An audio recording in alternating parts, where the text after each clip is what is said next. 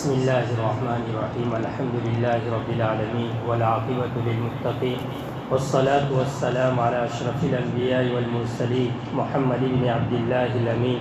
وعلى آله وأصحابه الطيبين الطاهرين أما بعد. عن أنس رضي الله عنه قال إن الله عز وجل تابع الوحي على رسول الله صلى الله عليه وسلم قبل وفاته حتى توفي أكثر ما كان الوحي متفق عليه. عن جابر رضي الله عنه قال قال النبي صلى الله عليه وسلم يبعث كل عبد على ما مات عليه رواه مسلم. واجب الاحترام بھائی اور دوستوں بزرگوں، ہم سب اللہ تبارک و تعالیٰ کا اس بات پر شکر گزار ہیں کہ اللہ تبارک و تعالیٰ نے مجھے اور آپ کو دوبارہ رمضان المبارک کی یہ سعادتیں اور یہ بابرکت گھڑی نصیب فرمائی. بہت سارے لوگ اس دنیا میں تھے اور اس بستی میں تھے جو پچھلے سال تھے لیکن آج وہ ہمارے درمیان موجود نہیں. رمضان المبارک کا مل جانا یہ کافی نہیں ہے، بلکہ رمضان المبارک کے ملنے کے بعد اس میں نیک اعمال کرنا، اپنی زندگی کو اعمال صالحہ میں گزارنا اور رمضان المبارک کو کما حقہ اس کو وصول کرنے کی کوشش کرنا، تب جا کر ہم یہ کہیں گے کہ ہمیں رمضان المبارک کی یہ سعادتیں نصیب ہوئی. ورنہ بہت سارے حضرات ہیں جن کی زندگی میں رمضان المبارک پہلے بھی آتا رہا، ابھی بھی آیا، لیکن پہلے بھی انہوں نے لاپرواہی کے ساتھ زندگی گزاری اور ابھی بھی ایسے ہی بغیر روزے، بغیر تلاوت قرآن، بغیر تراویح کے ان کی زندگی گزر رہی ہے. تو یہ زندگی ہمارے لیے خسارہ کے سوا کچھ نہیں ہے. بہرحال میرے بھائیوں، آج کا سبق بھی بہت اہم ہے جو دوسری روایت آ رہی ہے، اور مجھے اور آپ کو اللہ تبارک و تعالیٰ نے جو زندگی دی ہے یہ دوبارہ اب ملنے والی نہیں ہے. اسی زندگی سے مجھے اور آپ کو فائدہ اٹھانا ہے. بہرحال میں نے جو آپ حضرات کے سامنے روایت پڑھی، پہلی روایت ہے حضرت انس رضی اللہ تعالیٰ عنہ کی. حضرت انس رضی اللہ تعالیٰ عنہ فرماتے ہیں کہ نبی اکرم صلی اللہ علیہ وسلم فرمایا اللہ تبارک و تعالیٰ نے آپ کے اوپر اللہ تعالیٰ نے آپ صلی اللہ علیہ وسلم کی وفات سے پہلے آپ پر مسلسل وحی بھیجی، یہاں تک کہ جس وقت آپ کی وفات ہوئی اس زمانے میں وحی کا سلسلہ زیادہ ہو گیا. یہ روایت کا ترجمہ ہے. مطلب یہ ہے کہ پہلے بھی وحی نازل ہوتی رہی. قرآن کریم نے سب سے پہلی وحی جو آپ صلی اللہ علیہ وسلم پر اتاری گئی اور سب سے پہلی جو سورت نازل ہوئی وہ اقرأ بسم ربک الذی خلق کی 5 یا 6 آیتیں ہیں. اس کے بعد 3 سال ایسے گزر گئے کہ آپ علیہ الصلاۃ والسلام پر کوئی وحی نازل نہیں ہوئی اور وحی کا سلسلہ منقطع ہو گیا، اور 3 سال کے بعد پھر وحی دوبارہ شروع ہوئی. تو نبی اکرم صلی اللہ علیہ وسلم کی مبارک زندگی کا جو آخری حصہ تھا اس حصے میں آپ علیہ الصلاۃ والسلام پر وحی بہت زیادہ آتی رہی. اب اس کے مختلف اسباب ہیں کہ پہلے وحی کیوں بہت کم آئی اور پھر آخری عمر میں وحی کیوں زیادہ آئی. اس کا ایک سبب تو یہ ہے کہ شروع میں جنت، آخرت اور اسی طرح دوزخ، توحید و رسالت اور عقائد کی درستگی کے متعلق وحی آتی رہی، اور ایمان کی پختگی کے سلسلے میں ایمان ہمارا کیسے مضبوط ہو اس سلسلے میں وحی آتی رہی. لیکن جب اسلام میں لوگ آتے گئے اور داخل ہوتے گئے، ایمان مضبوط ہوتا گیا، تو پھر نبی اکرم صلی اللہ علیہ وسلم پر وحی کا سلسلہ آہستہ آہستہ بڑھنے لگا. اب جو وحی آتی تھی اس میں احکام شریعت نافذ ہو رہے تھے. زندگی کے احکام، شریعت و سنت کے وہ احکام جس کے اوپر انسان کی زندگی کے گزارنے کا دار و مدار ہے، اور آپ علیہ الصلاۃ والسلام پر آہستہ آہستہ جو قرآن نازل ہوا اس کی ایک وجہ یہ بھی تھی کہ لوگ آئے دن طرح طرح کے سوالات کرتے تھے تاکہ ان کے جوابات قرآن کی وحی کے ذریعے اور قرآن کی آیت کے ذریعے ان لوگوں کو ان کے سوالات کا جواب دیا جائے۔ تو ایک وجہ یہ بھی ہے، کفار مکہ بار بار یہ اعتراض کرتے تھے کہ اگر یہ نبی سچا ہے اور اگر یہ قرآن سچی کتاب ہے تو ایک بار ہی کیوں یہ قرآن نازل کیوں نہیں کیا گیا، ایک ساتھ قرآن کریم کو نازل کیوں نہیں کیا گیا؟ تو اس کا جواب یہی ہے کہ وہ جب سوالات کرے، اعتراض کرے، تو ان کے سوالات اور ان کے اعتراض کے مطابق جواب دیا جا سکے۔ بہرحال اس روایت کو یہاں تو اس لیے لائے کہ نبی اکرم صلی اللہ علیہ وسلم پر وحی کا آنا یہ بھی امت کے لیے خیر ہے، وحی کا آنا یہ بھی امت کے لیے خیر ہے کہ آپ صلی اللہ علیہ وسلم کے اوپر جب وحی آتی تو صحابہ انتظار میں رہتے کہ کوئی نیا حکم آیا ہوگا جو ہمیں اس وقت آپ صلی اللہ علیہ وسلم اپنی زبان مبارک سے سنائیں گے۔ اور نبی اکرم صلی اللہ علیہ وسلم کے آخری عمر شریف میں وحی کا سلسلہ زیادہ ہو گیا، تو یہ اس لیے کہ اب شریعت نافذ ہو گئی، شریعت مکمل ہو گئی، لہذا اب اخیر میں جو آیت نازل ہوئی حجۃ الوداع کے موقع پر سن ہجری 8 میں، حجۃ الوداع کے موقع اعلان عرفات میں یوم النحر کو آیت نازل ہوئی، الیوم اکملت لکم دینکم واتممت علیکم نعمتی ورضیت لکم الاسلام دینا، کہ آج تمہارا دین تمہارے لیے مکمل ہو چکا ہے۔ اس روایت سے ابن حجر عسقلانی رحمۃ اللہ علیہ فرماتے ہیں کہ اس سے یہ بات معلوم ہوئی کہ آپ علیہ السلام کی وفات اس وقت ہوئی جب شریعت بالکل نافذ ہو چکی تھی، جب شریعت بالکل تیار ہو چکی تھی، اب کوئی چیز باقی نہیں تھی، تو اس وقت اللہ تبارک و تعالیٰ نے آپ علیہ السلام کو دنیا سے اٹھا دیا۔ لہذا قرآن مکمل ہے، حدیث و سنت مکمل ہے، ہمارے لیے ضروری ہے کہ جب سب کچھ ہمیں مل چکا ہے تو اب ہم قرآن کریم کو مضبوطی کے ساتھ تھام لیں،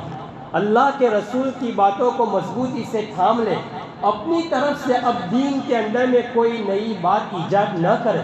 اپنی طرف سے کسی چیز کو ایجاد کر کے یہ نہ کہا جائے کہ یہ نبی اکرم صلی اللہ علیہ وسلم سے ثابت ہے۔ یاد رکھو، اگر کوئی چیز اللہ کے رسول سے ثابت نہیں ہے اور ہم نے اس کو دین سمجھ کر کیا تو ماں عائشہ صدیقہ رضی اللہ تعالیٰ عنہ فرماتی ہے، اسی طرح مسلم شریف کی روایت ہے کہ وہ کذاب ہے، وہ جھوٹا ہے، وہ مردود ہے، اس پر اللہ کی لعنت ہے جو اپنی طرف سے کوئی بات گھڑ کر کہے اور یوں کہے کہ یہ حضور پاک صلی اللہ علیہ وسلم سے۔ بہرحال میرے بھائیو، تو قرآن بھی مکمل ہے، احادیث رسول بھی مکمل ہے، اب ہمارے لیے ضروری ہے کہ ہمارا اس کے اوپر عمل کتنا ہے، ہم اپنا جائزہ لیں، ہم اپنا محاسبہ کریں کہ اس کے اوپر ہمارا کتنا عمل ہے۔ بہرحال دوسری روایت ہے حضرت جابر رضی اللہ تعالیٰ عنہ کی، فرماتے ہیں نبی اکرم صلی اللہ علیہ وسلم نے ارشاد فرمایا، یبعث کل عبد علی ما مات علیہ، ہر بندہ اسی حالت پر اٹھایا جائے گا جس حالت پر وہ مرے گا۔ یہ روایت مجھے اور آپ کو چونکا دینے والی روایت ہے۔ انسان کی زندگی جیسی گزرے گی، اللہ کے حبیب علیہ السلام نے فرمایا کما تعیشون تموتون، جیسی تمہاری زندگی ہوگی ویسی تمہاری موت آئے گی، وکما تموتون تبعثون، اور جیسی تمہاری موت آئے گی ویسے ہی تم اللہ کے دربار میں اٹھائے جاؤ گے۔ تو میرے بھائیو، انسان زندگی پر جس عمل کے ساتھ وہ وابستہ رہے،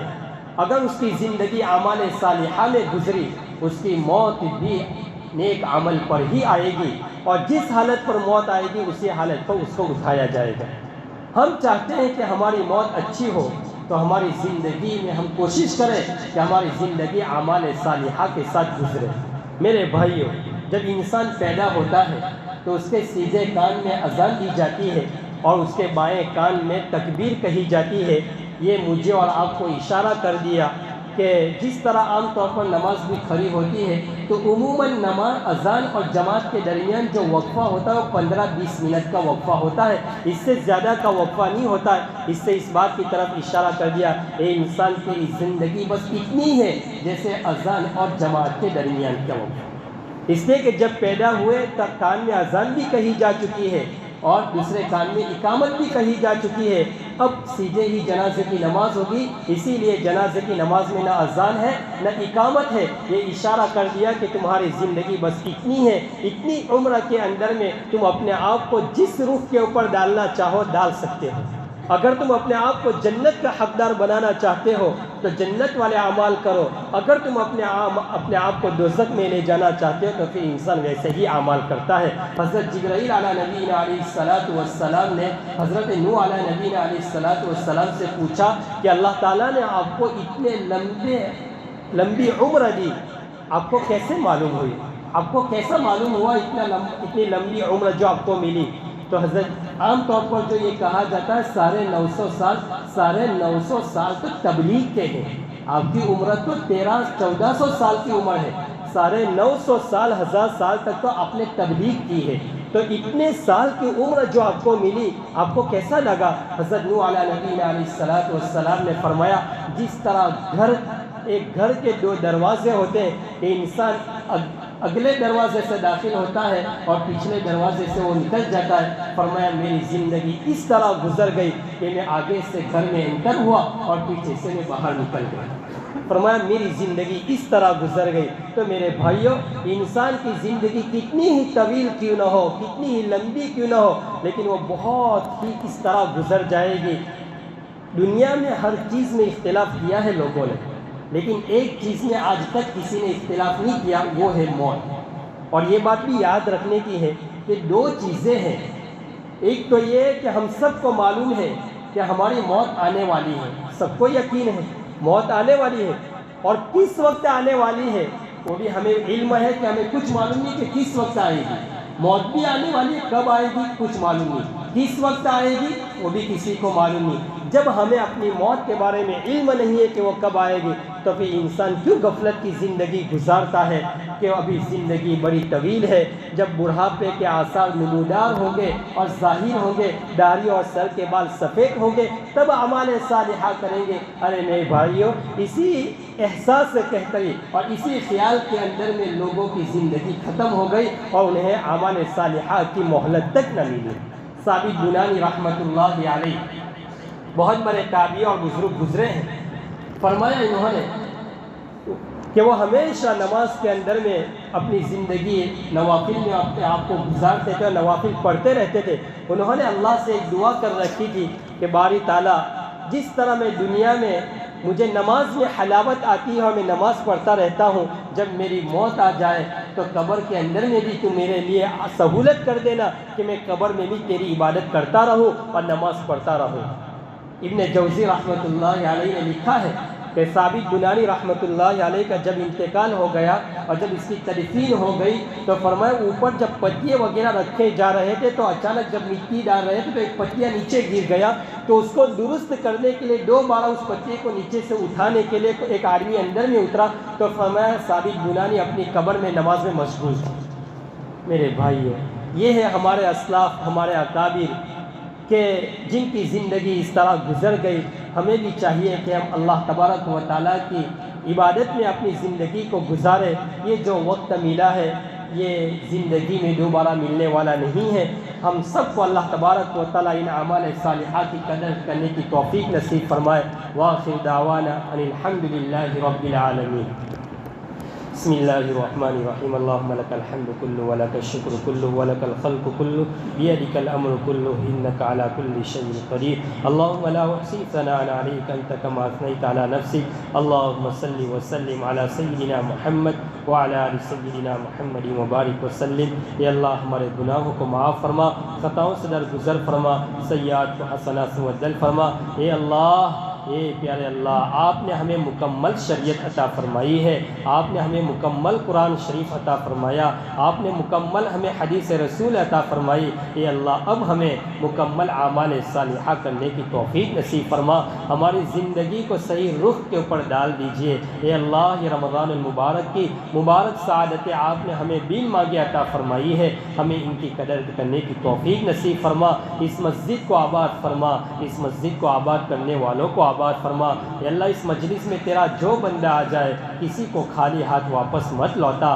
سب کو قبول فرما لیجئے۔ یہ اپنا وقت فارغ کر کے تیرے اور تیرے نبی کی زبان مبارک سے نکلے ہوئے باتوں کو سننے کے لیے بیٹھے ہیں، اللہ انہیں قبول فرما لیجئے۔ کہ ہم سب کی زندگی کو سنوار دیجئے، ہم سب کی زندگی کو سنوار دیجئے، اعمال صالحہ کی توفیق نصیب فرما، شریعت و سنت کے مطابق زندگی گزارنے کی ہم سب کو توفیق نصیب فرما، تراویح کو مکمل جماعت کے ساتھ پڑھنے کی توفیق نصیب فرما، اے اللہ تلاوت قرآن کرنے کی توفیق نصیب فرما، اے اللہ اوابین تہجد کی توفیق نصیب فرما، تیرے سامنے آہوزاری کرنے کی توفیق نصیب فرما، تیرے سامنے ہمیں بدن تھکانے والا بدن نصیب فرما، عبادت میں ہمیں اپنے آپ کو تھکانے والا نصیب فرما، اے اللہ ہم سب کو قبول فرما، اے اللہ ایک نظر کرم اس مجلس پر ڈال دیجئے، اے اللہ ہمارا رمضان المبارک اچھی طرح گزر جائے، ہمارا کام بن جائے گا، اے اللہ اے اللہ اے اللہ ہماری زندگی کو صحیح رخ پر ڈال دیجئے، یہاں تیرے جتنے بندے ہیں سب کو قبول فرما لیجئے، اے اللہ سب کو قبول فرما لیجئے، ہمارے اکابرین کے سایہ صفت کو ہمارے اوپر تعدیر قائم فرما، اے اللہ اس مسجد کو آباد فرما، اس مسجد کو چلانے والوں کو آباد فرما، اے اللہ اس مسجد کو آباد کرنے والوں کو آباد فرما، سب کی جائز مراد تمناؤں کو پوری فرما، آقا صلی اللہ علیہ وسلم نے جتنی خیر کے لائن سے دعائیں کی ہے اے اللہ ہمیں بھی عطا فرما، اور جن شر و فتن سے پناہ چاہیے ہم بھی پناہ چاہتے ہیں، وصلی اللہ تعالی علی خیر خلقہ محمد و آلہ و اصحابہ اجمعین برحمتک یا